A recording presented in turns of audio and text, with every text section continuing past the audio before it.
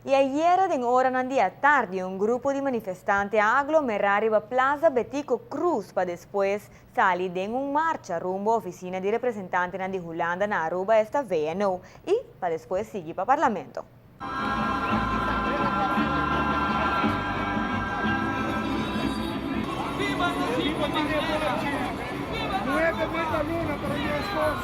De maneira aqui a começar com manifestação ayer à tarde 4 que promete visita na VNO para entregar carta de desgosto na representante do reino. Nós abimos se entrega de uma carta na VNOA.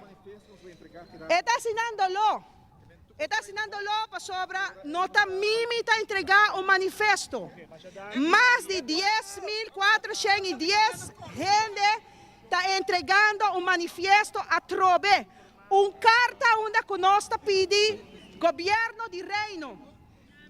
Toma a posição como mestre toma do reino holandês. Toma a responsabilidade e aplicar artículo 38. Não persegue com a posição ambivalente que a binta toma. Para sobra, não portem gente desse projeto na PPP como técnica besta, mientras que você todo problema que o país Aruba está passando de. Depois de entrega de carta cargando pensamento de grupo aqui, a continuar rumo ao parlamento para aqui entregar manifesto com 4 diferentes pontos na presidente do parlamento, fazendo petição específico.